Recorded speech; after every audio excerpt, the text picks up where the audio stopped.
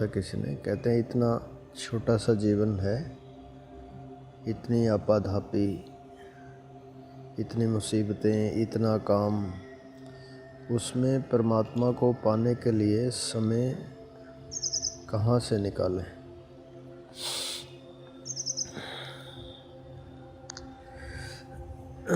देखो, हम तो परमात्मा की बात कर ही नहीं रहे, मैं तो आनंद की, प्रेम की, उमंग की, शांति की, इसकी बात करते हैं हम लोग। तो अगर आपके जीवन में ये फलित हो गया है, आप कह रहे हो इतनी आपाधापी, इतनी मुसीबतें और सब, जब जीवन में इतने दुख हैं, देखो ये सिंपल सी बात है। भगवान बुद्ध कहा करते थे कि जीवन में दुख है तो दुख का कारण भी होगा, कारण है तो उसका निवारण भी होगा डेफिनेटली। और हम इतने समझदार हैं कि हमें पता है कि और चीज़ों को हम देखते हैं, जैसे भी बारिश है तो हम छाता ले लेते हैं, है ना। बहुत गर्मी है तो एसी में बैठ गए, ठंड है तो हीटर ऑन कर लिया। इन सब चीज़ों के लिए हमारे पास कुछ ना कुछ हमने जुगाड़ किया हुआ है। लेकिन दुख के लिए हमने क्या जुगाड़ किया? जो मुसीबतें हैं उसके लिए हम क्या कर रहे हैं? इतनी आपाधापी, है ना, और किए ही जा रहे हैं। जहाँ जहाँ से दुख आता है वही काम फिर और किए जा रहे हैं। मुझे याद है कि मेरी पोस्टिंग थी अम्बाला में, तो वहाँ एक टांगरी नदी है, सूखी नदी, तो उसमें कभी कभी बाढ़ आ जाती है बारिशों के दिनों में। हमेशा तो नहीं आती, पर साल में एक आध दफ़ा बहुत तेज़ बाढ़ आ ही जाती है प्रायः। तो क्या कि वहाँ लोग ना झुग्गी झोंपड़ी बना लेते हैं वहाँ पे, बेड के किनारे पे। तो वो बाढ़ आती है, फिर उनकी झोंपड़ियों में पानी वानी घुस जाता है और सारी वो टूट फूट जाती हैं, बह जाती हैं।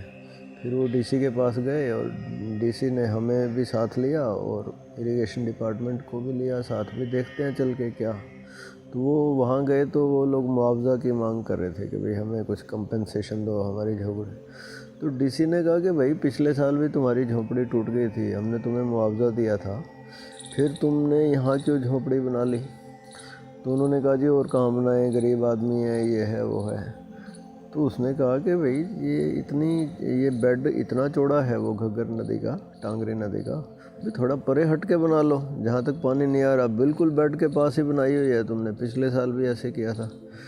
तो उनके पास कोई जवाब नहीं था। तो हम देखें कि मतलब हमें पता है कि क्या करें कि दुख नहीं होगा, क्या करें कि झोपड़ी बहेगी नहीं, थोड़ा दूरी पे बना लो। है तो वो भी एनक्रोचमेंट ही, उनकी खाली जगह पड़ी हुई है, लेकिन वहाँ चलो कम से कम बाढ़ का पानी नहीं आता इतनी दूर पे, इतना पानी नहीं आता कि वहाँ तक चला जाए। लेकिन वो डीसी कह रहा था कि हर साल ऐसे ही करते हैं ये, और शहरों में भी वो कह रहा था कि मेरी पोस्टिंग होती है, हम देखते हैं कि लोग ऐसे ही बनाते हैं, बिल्कुल जड़ में बनाएंगे नदी की, ताकि बह जाए फिर मुआवजा मिले। यानी पहले हम दुख क्रिएट करेंगे, फिर उसमें फंसे रहेंगे, फिर हाय हाय करेंगे, चिल्लाते रहेंगे। मतलब हम सुख का अरेंजमेंट नहीं करना चाहते। सुख कहाँ से मिलेगा? तो सुख तो ऐसा नहीं कि सुख मिल भी जाता हमें, है ना, लेकिन हम आनंद की बात कर रहे हैं। आनंद यानी ऐसा सुख जिसके लिए हम बाहर किसी चीज़ पे डिपेंडेंट नहीं है ना। हमारे लिए जिसे हम सुख कहते हैं ना, उसे आप सिंपली कह लो कि दुख को भुलाने का एक तरीका हो गया, है ना। उससे दुख समाप्त नहीं हो जाता। मान लो हमने 3 घंटे फिल्म देख ली है, तो 3 घंटे क्या हुआ? दुख तो वहीं का वहीं खड़ा हुआ है। 3 घंटे हम बेहोश रहे, है ना, दुख की तरफ से। और जब वापस 3 घंटे बाद उठेंगे तो दुख तो कम नहीं हो जाएगा, है ना। कोई हमने शराब पी ली या कि और कुछ, हम पता नहीं क्या क्या करते हैं, रिलेशनशिप में पड़े, और जो भी मतलब हम करते हैं, वो दुख को भुलाने के तरीके हैं, दुख समाप्त करने के तरीके नहीं हैं, है? मेरे एक हैं मित्र हैं काफ़ी, तो काफ़ी अमीर आदमी है वो।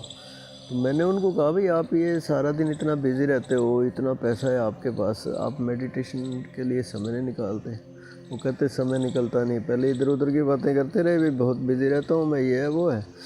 तो मैंने उनको कहा भाई इतनी बिज़ी तो नहीं है, जब आप मतलब कुछ जुगाड़ कर ही सकते हैं हम लोग, और जब जिन जिन चीज़ों से दुख मिल रहा है फिर हम वही किए जा रहे हैं, तो सुख के लिए, अपने आनंद के लिए भी तो कुछ समय निकालो ना। तो कहते हैं अब चलो सच्ची बात बता ही देता हूँ आपको।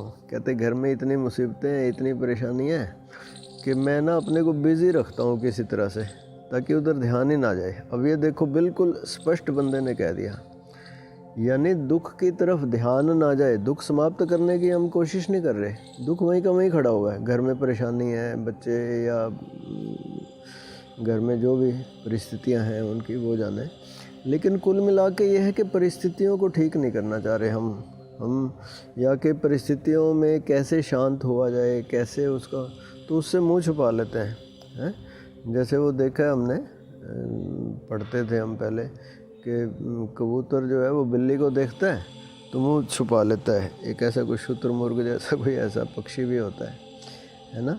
तो उससे खतरा तो टल नहीं गया बिल्ली का, वो तो आगे दबोच ही लेगी। तो हम दुख को भुलाने की कोशिश में लगे हुए हैं। जो भी हम उपाय करते हैं ना बाहर, जहाँ हम उलझे हुए हैं, जहाँ बिजी रखते हैं, लेकिन दुख का कोई परमानेंट उपाय नहीं करते। हम आनंद की तरफ नहीं बढ़ते। हम ऐसा नहीं करते कि परिस्थितियाँ तो चलो जो भी हैं, नेचर से आ गई, प्रारब्ध से आ गई, तो हम कैसे उनमें हम अब शांत रहें, कैसे अगर कोई हल है तो हल निकालें, या कम से कम हम भीतर के उस आनंद को जान लें, उस प्रेम को जान लें, उस उमंग को जान लें, ताकि बाहर की परिस्थितियों में जिसमें हमें दुख का अनुभव होता है वो दुख का अनुभव होना थोड़ा बंद हो जाए, कम हो जाए। तो परमात्मा की बात नहीं है, अपने दुख का कोई जुगाड़ हमें सबको करना ही पड़ता है, करना ही चाहिए ना। आप कहते हो भी इतनी आपाधापी में समय ना निकाले तो मत निकालो, दुखी रहो। आप कहते हो इतनी मुसीबतें हैं, तो फिर मुसीबतें बने रहेंगी। मुसीबतें का मतलब प्रतिकूलताएं कह लो, है ना।